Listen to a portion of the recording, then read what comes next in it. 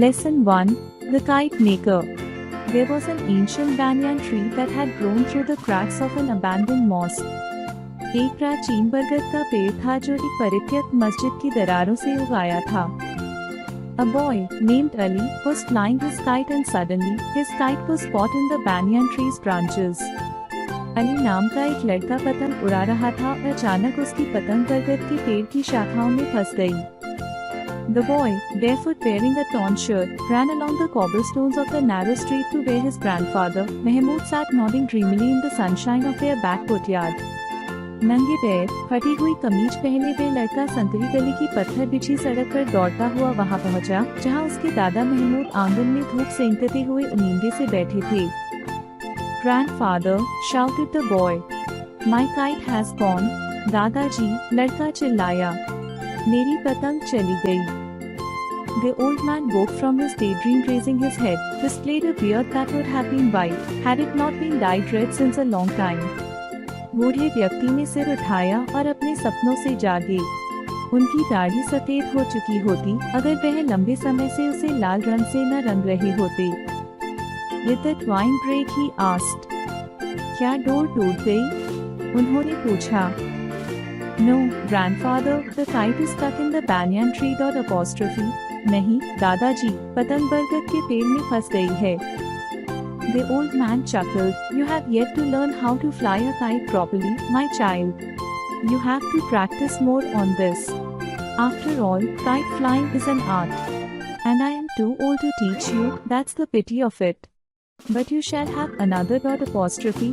बूढ़े व्यक्ति हंस पड़े. तुम्हें अभी पतंग उड़ाने की कला अच्छे से सीखनी है, मेरे बच्चे. तुम्हें और अभ्यास करना होगा. आखिर पतंग उड़ाना एक कला है. और मैं अब बहुत बूढ़ा हो चुका हूँ कि तुम्हें सिखा सकूं. यह अफसोस की बात है. लेकिन तुम्हें एक और पतंग मिलेगी. Mahmood had just finished making a new kite from bamboo, paper and thin silk. It was a beautiful pink kite with a small green tail. Mahmood ने अभी बांस, कागज और पतले रेशम से एक नई पतंग बनाई थी. वह एक सुंदर गुलाबी पतंग थी जिसकी छोटी सी हरी पूंछ थी. He handed it to Ali and the boy raised himself on his toes and kissed his grandfather's hollowed out cheek. उन्होंने वह अली को दे दी और लड़का अपने पंजों के बल उठा और अपने दादा की धसी हुई गालों पर एक प्यार भरी चुंबन दी.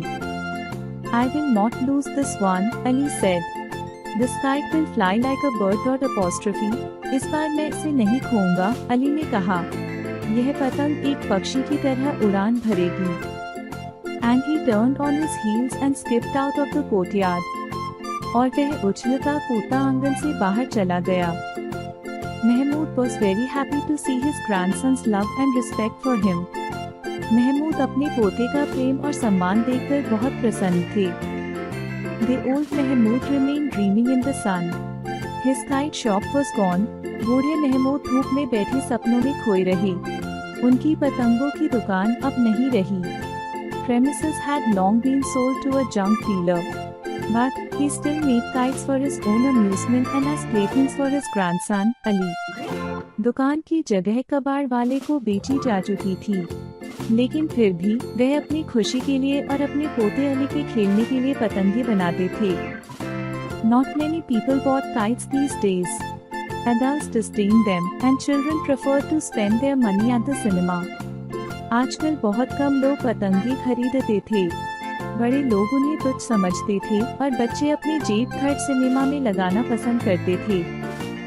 Moreover, there were not many open spaces left for flying the kites.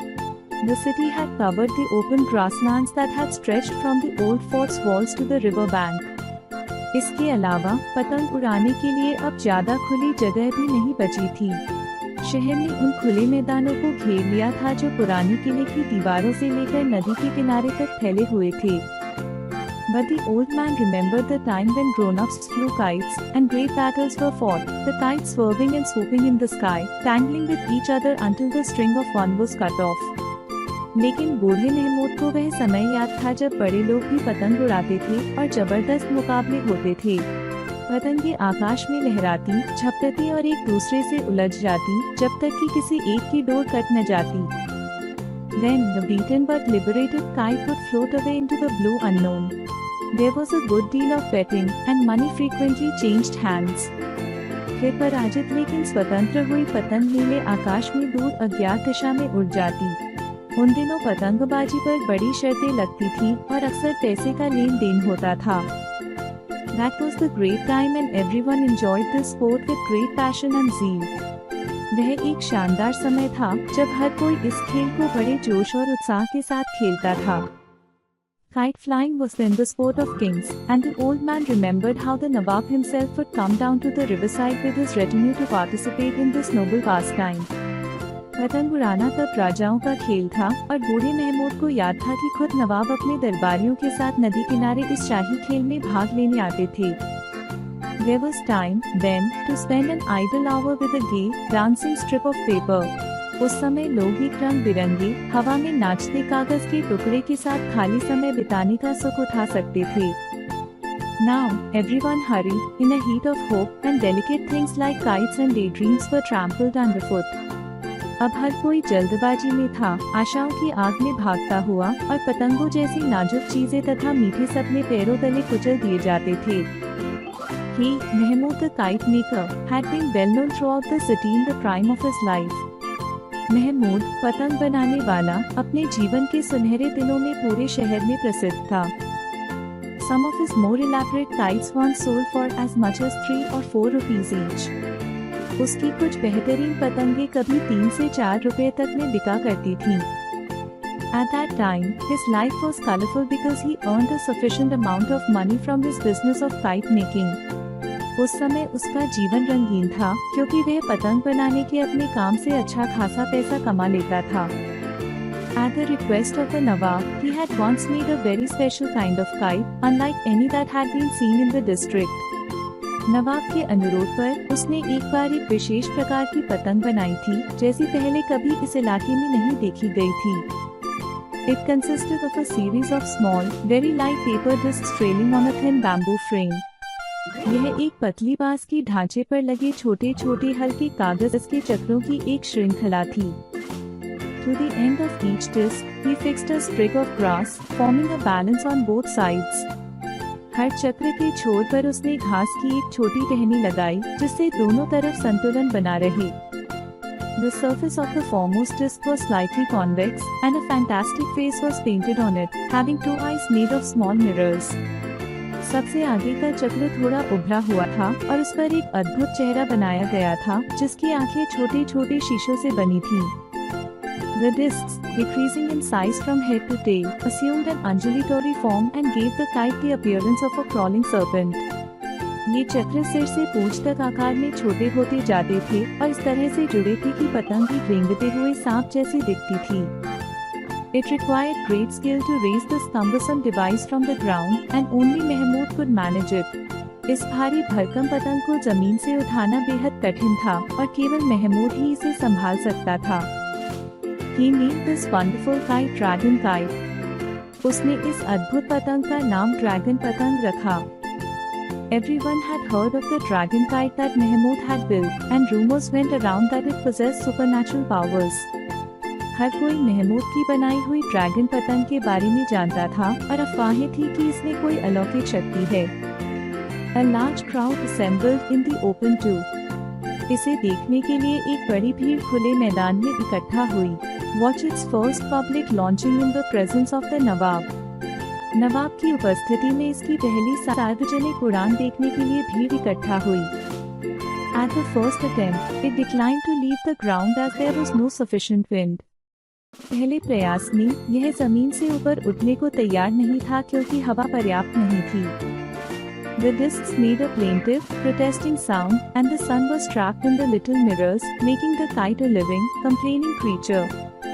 चक्रों ने करुणा भरी, विरोध करती आवाजें निकाली और छोटे शीशों में सूरज की किरणें चमक उठी जिससे पतंग एक जीवन, शिकायत करती हुई वस्तु लगने लगी। Then the wind came from the right direction, and the dragon kite soared into the sky, wriggling its way higher and higher, the sun still glinting in its devil eyes. फिर हवा सही दिशा से आई और ड्रैगन पतंग आकाश में ऊंची उड़ान भरने लगी, लहराती हुई ऊपर उठती गई और सूरज उसकी दानवी आंखों में चमकता रहा। And when it went very high, it pulled fiercely on the twine, and Mahmud's young sons had to help him with the reel. जब यह बहुत ऊंचाई तक पहुंच गई, तो इसने डोर को जोर से खींचा और महमूद के जवान बेटों को रील पकड़ने में उसकी मदद करनी पड़ी। Still the kite pulled, determined to be free, to break loose, to live a life of its own. फिर भी पतंग जोर से खींचती रही, मानो वह आजाद होना चाहती हो, बंधनों को तोड़कर अपनी अलग दुनिया में उड़ना चाहती हो। And eventually it did so. The twine snapped, the kite leapt away towards the sun, sailing on heavenward until it was lost to view. और अंततः ऐसा ही हुआ। डोर टूट गई और पतंग सूरज की ओर छलांग लगा गई, स्वर्ग की ओर उड़ती चली गई, जब तक कि वह आंखों से ओझल न हो गई। Everybody tried his best to find that wonderful kite, but in vain. सभी ने उस अद्भुत पतंग को खोजने की पूरी कोशिश की, लेकिन सब व्यर्थ गया। It was never found again, and Mahmud wondered afterwards if he meet too vivid, too living a thing of the great kite. वह फिर कभी नहीं मिली और महमूद सोचता रहा कि क्या उसने पतंग को कुछ ज्यादा ही सजीव बना दिया था। He did not make another like it. Instead, he presented to the Nawab a musical kite, one that made a sound like a violin when it rose in the air. उसने वैसी पतंग दोबारा नहीं बनाई। इसके बजाय उसने नवाब को एक संगीतमय पतंग भेंट की, जो हवा में उड़ते ही वायलिन जैसी आवाज निकालती थी। Those were more restful and gentle days because the people had kind words for Mahmud. वे दिन ज्यादा सुकून भरे और शांत थे क्योंकि लोग महमूद के लिए स्नेहभरी बातें किया करते थे। But the Nawab had died years ago, and his descendants were almost as poor as Mahmud himself. लेकिन नवाब कई साल पहले वे गुजर चुके थे और उनके वंशज अब लगभग उतने ही गरीब थे जितना खुद Mahmood. Kite makers, like poets, once had their patrons, but no one knew Mahmud, simply because there were too many people in the gully, and they could not be bothered with their neighbors. कभी पतंग बनाने वालों के भी कवियों की तरह संरक्षक हुआ करते थे, लेकिन अब कोई महमूद को नहीं जानता था, क्योंकि गली में बहुत ज्यादा लोग हो गए थे और किसी को अपने पड़ोसियों की परवाह नहीं थी। When Mahmud was younger and had fallen sick, everyone in the neighborhood had come to ask about his health, but now, when his days were drawing to a close, no one visited him.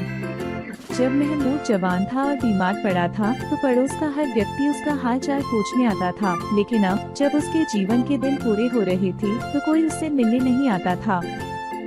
Most of his old friends were dead and his sons had grown up. One was working in a local garage and the other, who was in Pakistan at the time.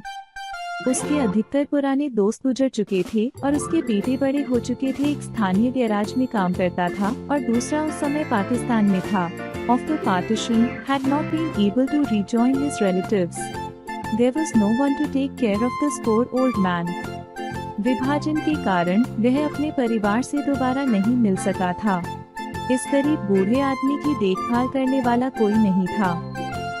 The children who had bought kites from him 10 years ago were now grown men, struggling for a living.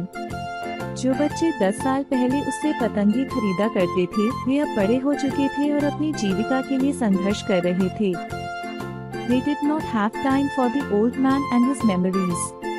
उनके पास न तो बूढ़े महमूद के लिए समय था और न ही उसकी यादों के लिए। They had grown up in a swiftly changing and competitive world, and they looked at the old kite maker and the banyan tree with the same indifference. वे एक तेजी से बदलती और प्रतिस्पर्धात्मक दुनिया में बड़े हुए थे और उन्होंने पुराने पतंग बनाने वाले और बरगद के पेड़ को एक जैसी उदासीनता से देखा। Neither they had feelings nor a little time for Mahmud. उनके पास न तो भावनाएं थी और न ही महमूद के लिए थोड़ा सा भी समय। Mahmud and the banyan tree held no importance in the lives of the people, as they were busy in their modern ways of living. Mahmood और बरगद का पेड़ लोगों के जीवन में कोई महत्व नहीं रखते थे, क्योंकि वे अपनी आधुनिक जीवन शैली में व्यस्त थे। No longer did people gather under the banyan tree to discuss their problems and their plans. Only in the summer months did a few seek shelter from the fierce sun. अब लोग बरगद के पेड़ के नीचे अपनी समस्याओं और योजनाओं पर चर्चा करने के लिए इकट्ठा नहीं होते थे, केवल गर्मियों के महीनों में ही कुछ लोग तेज धूप से बचने के लिए वहां आते थे। Everything had changed, so did the life of Mahmud. सब कुछ बदल गया था और महमूद का जीवन भी बदल चुका था। But there was the boy, his grandson. लेकिन वहाँ एक लड़का था, उसका पोता। It was good that Mahmud's son worked close by, for it inspired the old man's heart to watch the small boy at play in the winter sunshine, growing under his eyes like a young and well-nourished sapling putting forth new leaves each day. यह अच्छा था कि महमूद का बेटा पास में काम करता था, क्योंकि यह बूढ़े आदमी के दिल को खुशी देता था कि वह छोटे लड़के को सर्दियों की धूप में खेलते हुए देख सके, जो उसकी आंखों के सामने एक युवा और पोषक पौधे की तरह बढ़ रहा था, जो हर दिन नई पत्तियां निकालता था। There is a great similarity between trees and men. पेड़ों और मनुष्यों के बीच बहुत समानता होती है। We grow at much the same pace if we are not hurt or starved or cut down.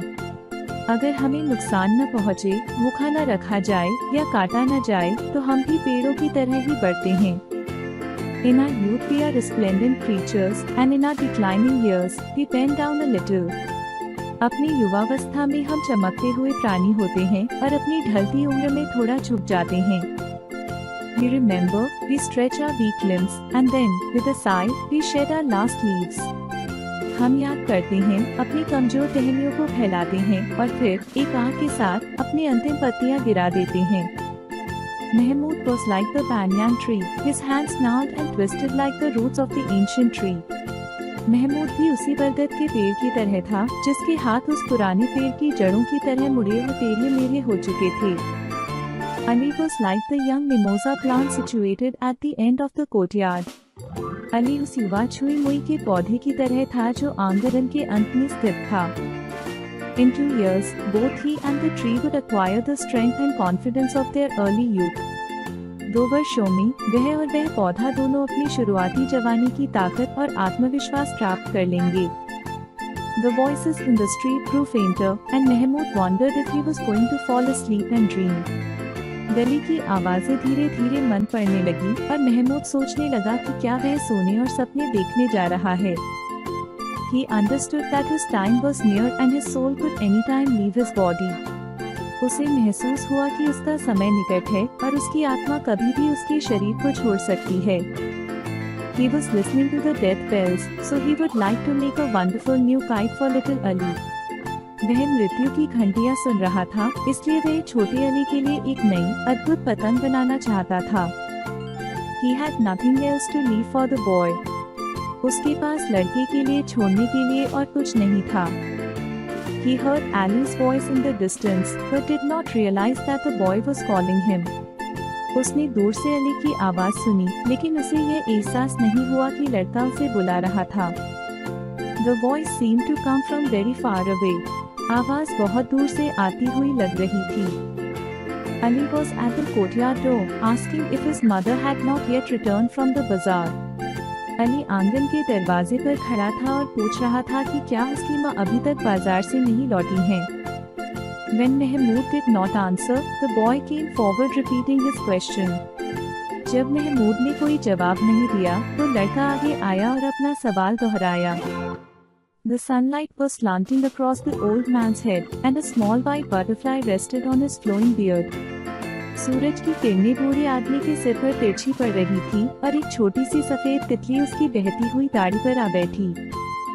Mahmud was silent, and when Ali put his small hand on his grandfather's shoulder, he found no response.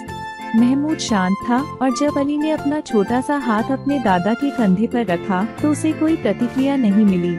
Suddenly afraid, Ali turned and moved to the door, and then ran down the street shouting for his mother. अचानक डरकर अली मुड़ा और दरवाजे की ओर बढ़ा, फिर गली में दौड़ता हुआ अपनी माँ को पुकारने लगा। The butterfly left the old man's beard and flew to the mimosa tree. तितली बूढ़े आदमी की दाढ़ी से उड़कर छुई मुई की पेड़ की ओर चली गई। And a sudden gust of wind caught the torn kite and lifted it in the air. और अचानक एक तेज हवा के झोंके ने फटी हुई पतंग को पकड़ लिया, उसे हवा में उठा दिया, carrying it far above the struggling city into the blind blue sky. जो उसे संघर्ष करती हुई शहर की हलचल से दूर अनंत नीले आकाश में ले गई। The kite was free and set off for a new journey, so was Mahmud. पतंग आजाद हो गई थी और एक नई यात्रा पर निकल पड़ी थी, महमूद भी। Word meaning: cobblestone, rectangular paving stone with a curved top, कंकरीला पत्थर, आयताकार फर्श का पत्थर। Twine, string, सुतली, डोरी या रस्सी। Chuckle, laugh quietly, हिंदी, कभी हंसी, भीड़ से हंसना। डिस्डेन, डिसरिगार्ड, उपेक्षा की, अनदेखी करना। स्वर्विंग, टर्निंग सडनली, अचानक मुड़ना, झटके से दिशा बदलना। टैंगलिंग, ट्विस्टिंग, उलझाना, घुमावदार करना। रेटिन्यू, एलियंस, अनुचर मंडली, सेवकों का समूह। ट्रैम्पल, क्रश, कुचलना, पैरों से रौंदना। ट्रेलिंग, फॉलोइंग, पीछे चलना, अनुसरण करना। स्ट्रिक, ट्विक, डाली, पेड़ की छोटी टहनी। Undulatory, to have a wave like appearance, लहरदार, तरंगों के समान। कम्बसम, बल्कि, भारी भरकम, असुविधाजनक रूप से बड़ा।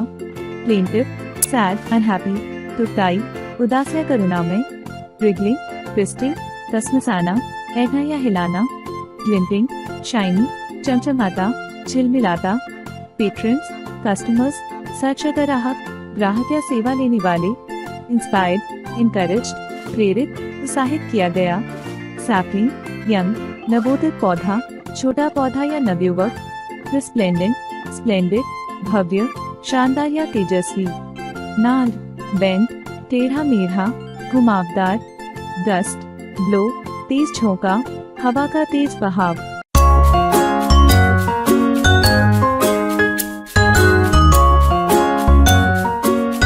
Like, share,